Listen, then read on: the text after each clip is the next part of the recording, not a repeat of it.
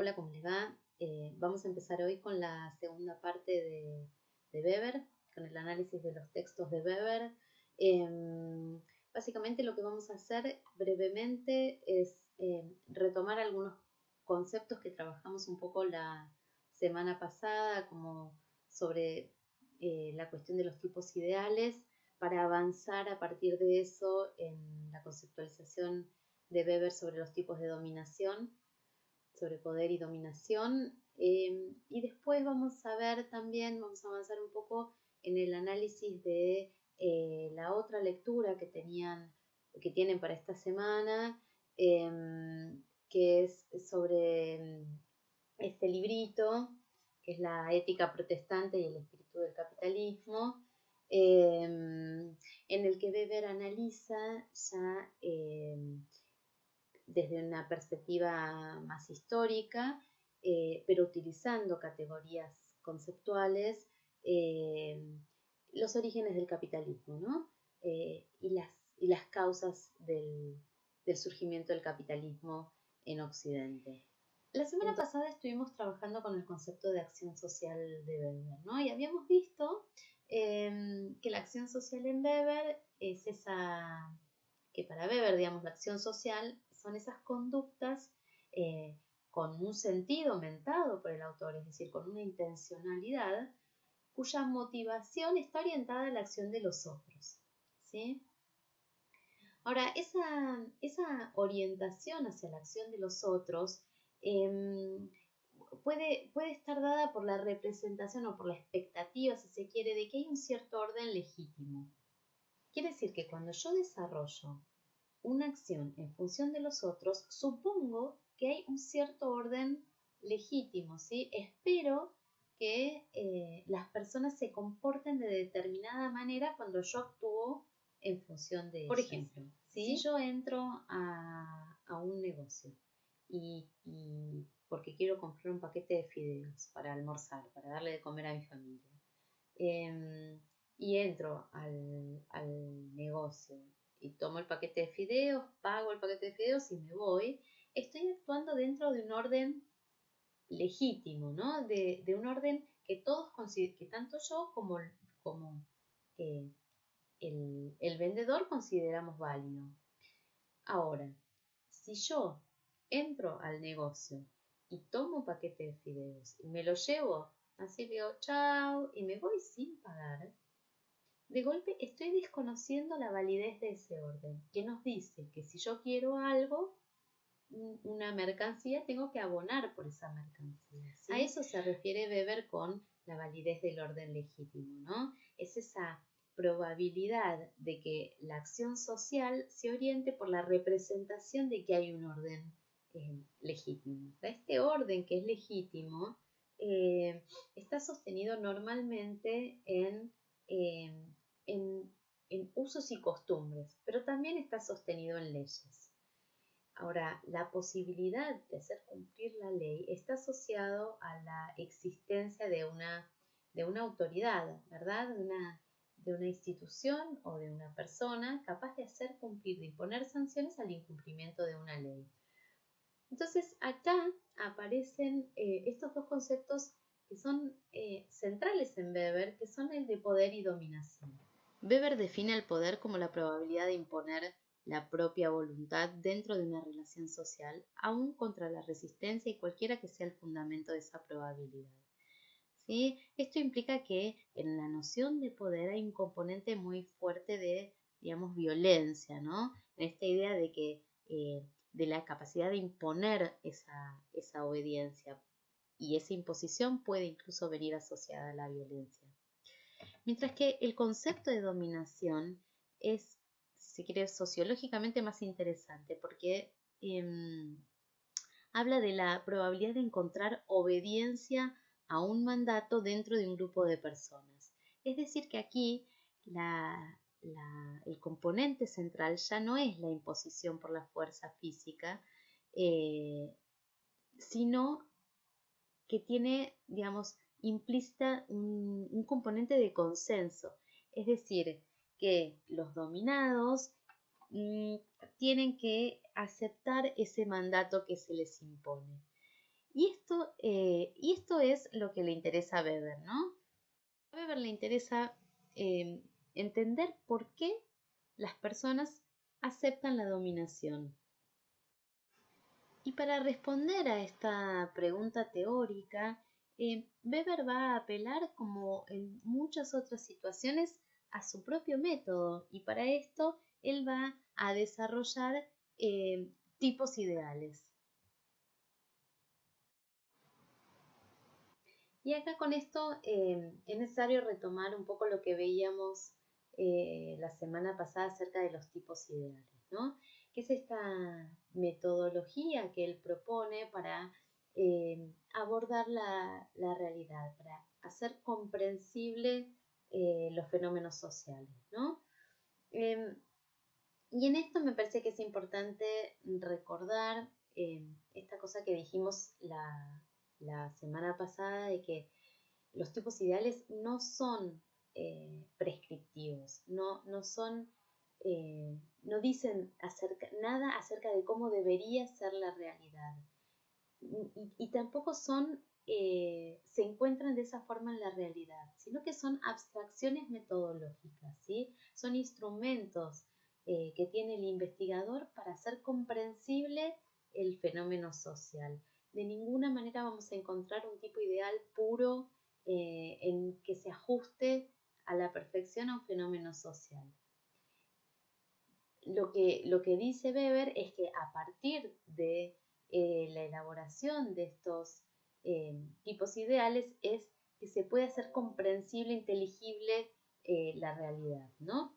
En definitiva, los tipos ideales son conceptos, son esquemas conceptuales que reúnen los rasgos significativos de un grupo de fenómenos y que le incorporan un principio de racionalidad que permite describir o comprender un determinado curso de acción.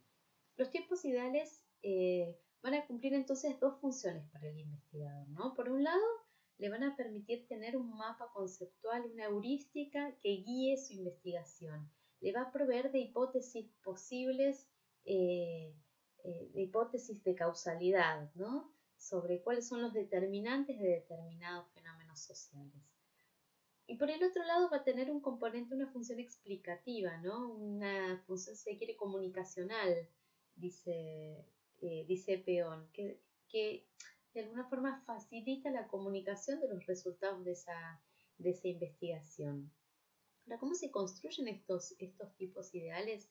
En principio, lo que intentan es rescatar de la constelación de causas posibles, de los nexos causales que determinan un fenómeno social, aquellas causas, aquellos aspectos que valen la pena ser conocidos, ¿no? Que merecen ser explicados. Y para eso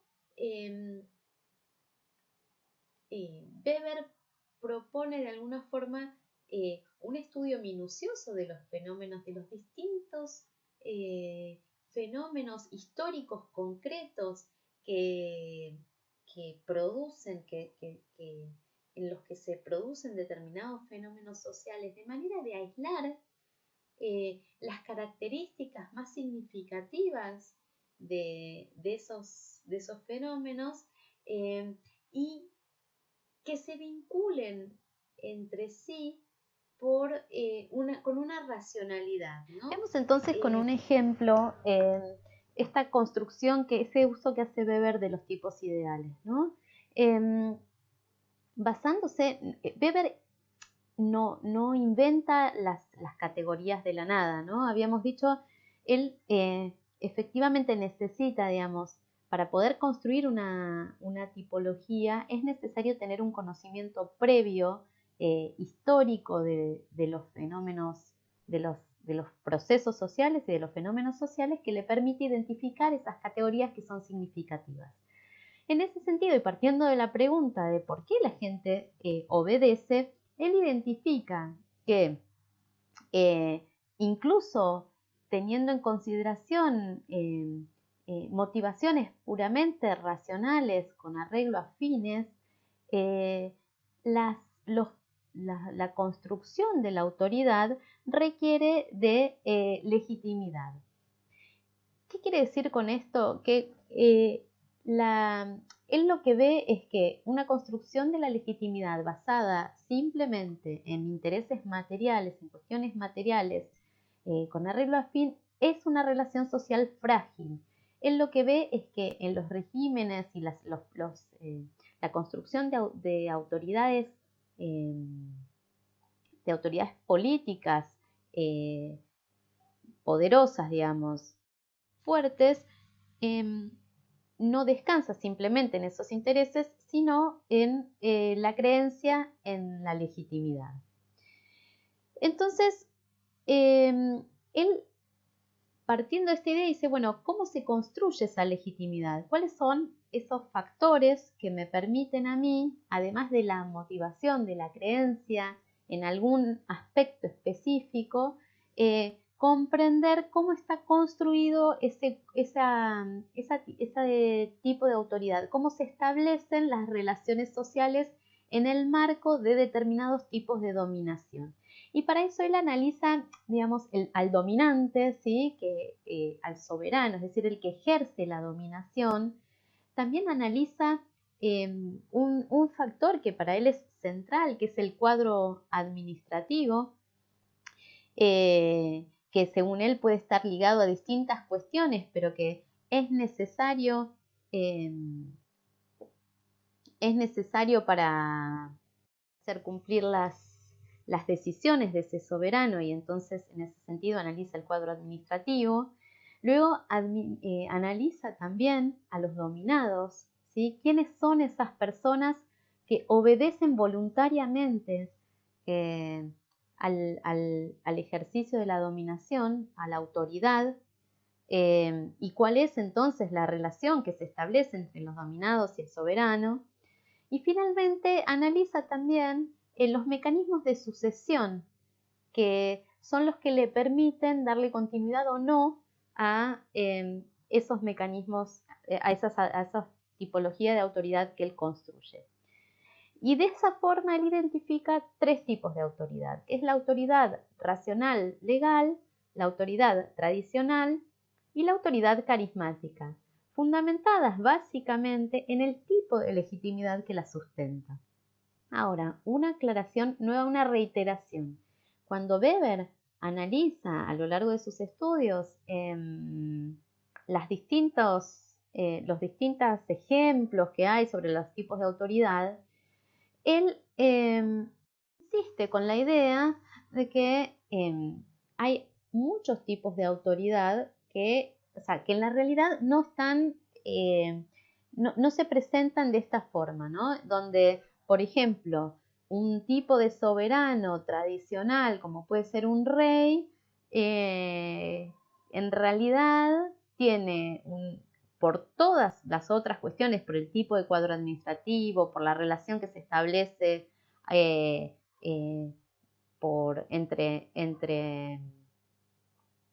entre los dominados y el soberano, tiene muchas veces características de autoridades carismáticas o bien de autoridades basadas en procesos racionales y burocráticos, ¿verdad?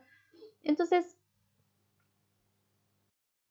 él, cuando analiza los distintos cuadros, ve que la autoridad racional legal descansa en la creencia en la legalidad, ¿sí? En la ley.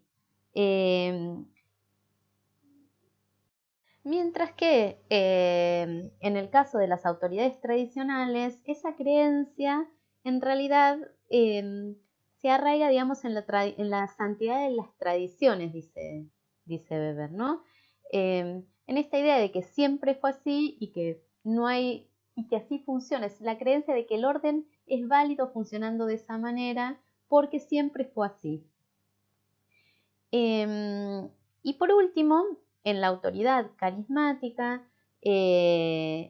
la legitimidad se basa en una cualidad extraordinaria del líder. es decir, en un atributo que es excepcional y que ya no es externo, como es en el caso de la ley o de la tradición, que excede al gobernante, sino que le es propio. Eso es, en todo caso, el carisma, el carácter que le da la legitimidad a la autoridad carismática. Entonces, según sea ese tipo de legitimidad a través de la cual se asienta la autoridad, será entonces el tipo de cuadro administrativo destinado a garantizar esa dominación, ¿no? El ejercicio de esa dominación. En este caso vemos que en la autoridad racional legal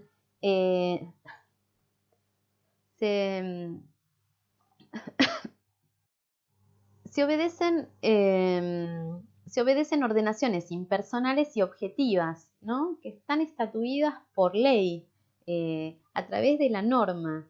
Y las personas entonces que designa la ley, ¿sí? A través de los méritos y de mecanismos formales son las que están destinadas a garantizar el ejercicio de esa dominación. En el caso de del cuadro administrativo relacionado con la autoridad tradicional, acá puede puede tener o puede no tener, digamos, dice Weber, un cuadro administrativo. Pero básicamente la obediencia, es decir, la relación de los súbditos, de los subordinados al señor o a la autoridad, está relacionado con un vínculo personal, ¿no? que tienen los dominados con el dominante. Se establece una relación personal basada muchas veces o fundamentalmente en la tradición. Pero digo, un claro ejemplo de la autoridad tradicional es la autoridad que se da en el seno familiar, ¿sí? Los hijos obedecen a los padres, no porque haya una ley, no porque los padres sean lindos y simpáticos, sino porque hay una tradición que de alguna forma les hace cumplir con ese mandato paterno, o mejor dicho, se apela muchas veces a la cuestión de la tradición de lo tenés que hacer porque lo digo yo, para justificar el ejercicio de una dominación en el seno familiar. Quizás es un poco exagerado plantearlo en esos términos. Seguramente en el seno familiar se dan muchísimos otros procesos que garantizan el ejercicio de la autoridad paterna, pero en los términos de Weber uno lo podría pensar de esa forma. Y por último, en el caso de la autoridad carismática, se obedece al caudillo por razones de confianza personal, ¿sí? en la revelación del caudillo, en la heroicidad de esa persona, en su ejemplaridad. Y de esta forma, entonces, Weber continúa, digamos, trazando las características de cada uno de estos factores que construyen cada uno de los tipos ideales, ¿no? Entonces, menciona que en el caso de la autoridad legal, los dominados se sienten son parte de una asociación política, es decir, de un Estado, en este caso, pero que asociaciones políticas, digo, también podemos pensarlo en instituciones más pequeñas. Nosotros, formando parte de la universidad, también somos parte de una asociación política que está regida por una serie de leyes, que funciona gracias a un cuadro administrativo, burocrático, que es el que tiene un saber especializado y que por lo tanto puede desarrollar determinadas actividades y garantizar el ejercicio de esa, digamos, autoridad a través de la ley. quiero decir, no solamente hay que pensar la posibilidad de una asociación política en términos del Estado, sino que hay asociaciones políticas en otros espacios. Y luego, en el caso de la autoridad tradicional, nuevamente aquí están los súbditos, ¿no? Que están vinculados, como decíamos, al soberano por una relación más personal, o bien a través de mecanismos normativos, pero tradicionales fundamentalmente, y mientras que en el caso de la autoridad carismática, los dominados son seguidores que seguían justamente por esa eh, cualidad extraordinaria del líder, y donde el cuadro administrativo son un grupo de personas elegidas justamente también por el líder y por sus cualidades funcionales al líder. Hay en el tipo de autoridad carismática, justamente por eso está, digamos, puesto en la contrapunta, digamos, de la autoridad racional, hay un rasgo, si se quiere, importante de discrecionalidad, que justamente la autoridad racional legal tiende a eliminar, ¿verdad? Y lo mismo sucede con la cuestión de la sucesión, ¿no? Allí en donde hay un mecanismo de autoridad racional legal, la sucesión está normada, es decir, se define por ley, hay concursos, hay criterios claros que en general están vinculados con el conocimiento o el mérito, mientras que también hay criterios claros en la autoridad tradicional porque se establece como mecanismos sucesorios hereditarios, ¿no? Se garantiza la continuidad de ese tipo de dominación a través de la herencia. Bien, pero en el caso de la autoridad carismática, en el caso de la autoridad carismática, la cuestión de la sucesión es siempre problemática, porque justamente como el carisma se ubica en las cualidades del líder, cuando las posibilidades de sucesión, de traspaso de esas cualidades son realmente muy limitadas, con lo cual lo que tiende a pasar es una rutinización del carisma que lo convierte en algún tipo de autoridad más de tipo tradicional legal o de tipo tradicional o de tipo racional legal. Pero la idea, insisto, es que, y no solo lo insisto yo, sino que Weber todo el tiempo, también con la definición de sus categorías, él todo el tiempo está matizando las líneas rígidas entre cada uno de los tipos ideales que él define. O sea, son categorías analíticas y tienen sentido solo a la hora de comprender la realidad, ¿sí?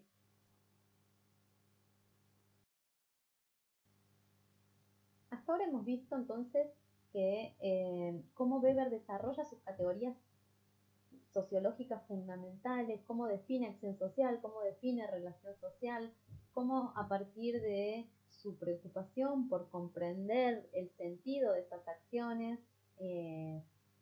es que él construye, se hace de un instrumento metodológico que le permita justamente identificar los nexos de causalidad, ¿no? Establecer cuáles son esas causas, pero no pensadas como causas unívocas, sino como él habla del concepto de constelaciones, ¿no? De la palabra de constelaciones, algo así como que la realidad social es extremadamente compleja y está multideterminada, y entonces él lo que trata es dentro de ese universo, de esa constelación, de identificar esos nexos causales que permiten hacer comprensibles las acciones sociales, y para eso construye entonces los tipos ideales. Esto es lo que hemos trabajado un poco entre la clase anterior y esta de hoy. Ahora vamos a meternos un poco más de lleno con el análisis de la obra de la ética protestante y el espíritu del capitalismo, ¿no?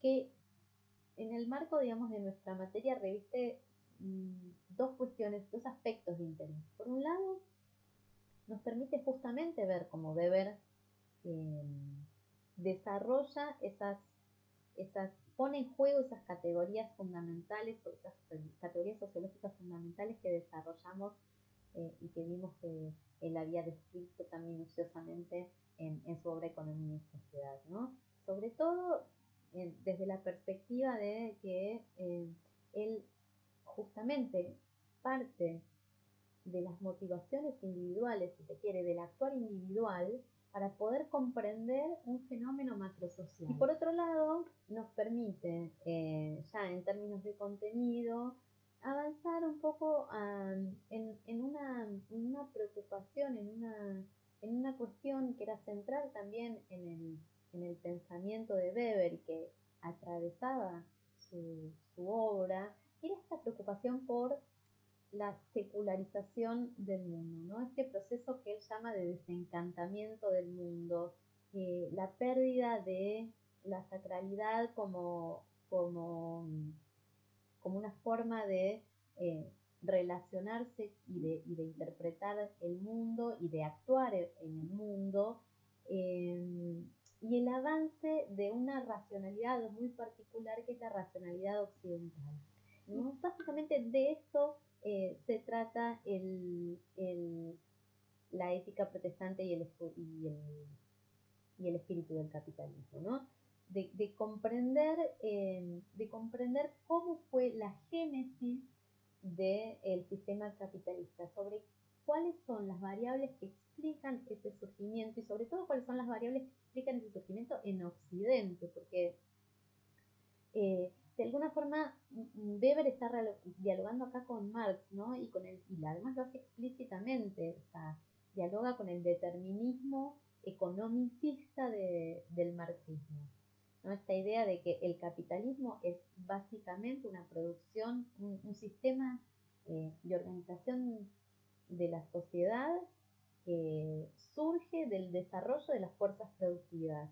Y Weber, en realidad, en esta idea de la complejidad del mundo y de la multideterminación, la multicausalidad y la búsqueda de otros nexos causales, le asigna un rol, no le quita importancia al desarrollo de las fuerzas productivas, pero le asigna también un rol determinante, más significativo a la cuestión cultural, ¿no? Asociada al desarrollo de cunetos, va a decir él, de una mentalidad que es una mentalidad capitalista muy particular basada en una creencia, en una ética. Weber está interesado, ¿no?, por comprender las condiciones de surgimiento de un tipo particular de capitalismo, ¿no? Porque él lo que ve es que afán de lucro y búsqueda de ganancia y de riquezas puede encontrarse en distintos tipos de sociedades, en otras culturas, y que incluso dentro, digamos, de la cultura occidental y en el siglo, digamos, XVI, en el marco del proceso de acumulación originaria del capital, también hubo determinados países que pudieron desarrollar el capitalismo y otros, como España, a la que fluyeron las riquezas de la colonia, que no lograron capitalizar esas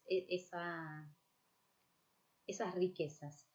Entonces, para él, el tipo particular de capitalismo occidental es un capitalismo que está basado en una racionalidad y, dice él, en el cálculo y en la búsqueda pacífica de lucro, ¿no? Diferenciándola de otros procesos, digamos, más asociados a la guerra y a las guerras comerciales, donde hay una imposición, hay un proceso de coacción para obtener esa riqueza. Mientras que una de las características, digamos, del capitalismo moderno es que esa dominación, ese proceso de de construcción de la ganancia se da de una forma pacífica y busca esa particularidad del capitalismo en la disposición de las personas respecto a la conducción de su propia vida, ¿sí? Y él dice que uno de los elementos centrales para que guían la conducción de la vida, ¿sí? Que guían las pautas cotidianas de acción, ha sido históricamente la religión. Y es por eso que él vuelve sobre los aspectos del protestantismo y las distintas corrientes protestantes, del calvinismo en particular, para buscar en la influencia, digamos, de principios morales y éticos en la construcción de una subjetividad que fue el sustento por el cual la característica que distingue y que fundamenta que en Occidente se haya desarrollado el capitalismo de la forma en la que se desarrolló y que no se haya desarrollado en otras Entonces culturas. Él investiga la influencia que representó para un sector de Europa y para Estados Unidos, también para el desarrollo de Estados Unidos, la difusión de ciertas ideas, de las ideas protestantes en la conformación de una mentalidad, en la configuración de la vida económica y en la conformación de una mentalidad orientada a una ética del trabajo. Entonces, la valoración del trabajo y de la profesión es uno de los pilares sobre los que se constituye el capitalismo, ¿no? Sobre los que se edifica el capitalismo occidental. Es decir, que esa ética protestante determina un individuo laborioso, abnegado en el trabajo, ascético en sus manifestaciones, digamos, en sus formas cotidianas de comportarse. Pero quizás quienes mayor influencia tuvieron en la diseminación de estas ideas éticas fueron los grupos calvinistas y metodistas, ¿no? Ahí, básicamente por estas ideas esta idea de la predestinación, ¿no? Esta idea de que había unas personas a las que Dios les había concedido la vida eterna y que los formaba buenos, y que había otros a los que ya estaban condenados y que iban a quedar en poder de Satanás y del diablo, ¿no? Entonces, lo que tenían que hacer los seres humanos era pasarse la vida tratando de descubrir cuáles eran los designios de Dios, si habían sido predestinados para la vida eterna o habían sido predestinados para el infierno. Y entonces ahí aparece de alguna forma esta necesidad de ser bueno, ¿no? De comportarse según los preceptos divinos. Pero además, también en la idea de la predestinación aparece este hombre que debe actuar, digamos, en la vida profesional para obtener la seguridad de su salvación eterna. Con esta idea de la predestinación de la vida, las personas deben buscar los signos de la salvación y estos se manifiestan básicamente en la riqueza. De esta forma surge, digamos, un nuevo tipo humano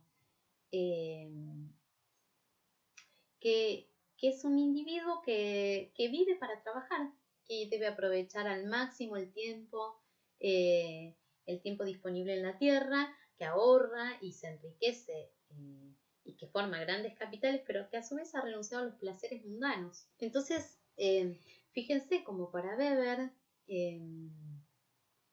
a través del análisis de la religión y de lo sagrado, él ve que identifica que hay un proceso social típico, digamos, de Occidente, que es justamente un proceso de racionalización y de secularización de todos los aspectos de lo social, que surge de una dimensión religiosa, ¿no?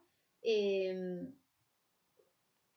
en este sentido, la racionalidad se articula al proyecto occidental de la modernidad que concibe, digamos, el desencantamiento del mundo como el resultado de la razón sobre la tradición. Entonces, él define el espíritu del capitalismo, ¿no?, como aquella mentalidad que aspira a la ganancia mediante un ejercicio sistemático y racional de una profesión, ¿no? Y acá está uno de los elementos principales, que es la cuestión de la profesión, ¿no? La cuestión del trabajo, de cómo los empresarios, cómo esos hombres, a partir de una ética, lograron asociar o convertir la vida, el trabajo en la finalidad de su propia vida, ¿no? Y cuenta entonces la historia del surgimiento del capitalismo como una transformación en la mentalidad del empresario capitalista, ¿no? En el que la vocación hacia el trabajo se convierte en el fin mismo de la vida de esas personas, y donde hay una ética que le obliga al empresario a rehuir a los lujos, al disfrute incluso del poder, a las excentricidades, a mostrarse por demás. Más bien describe a la figura del empresario capitalista como una seta, ¿no?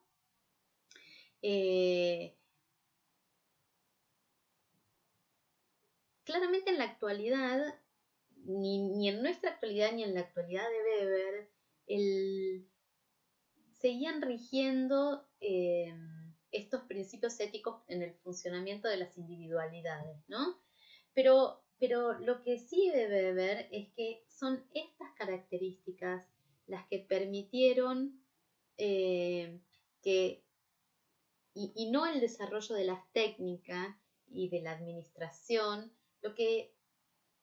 ni de las fuerzas productivas, lo que hizo que el capitalismo pudiera desarrollarse, ¿sí? La actitud de las personas para con la acumulación de la riqueza.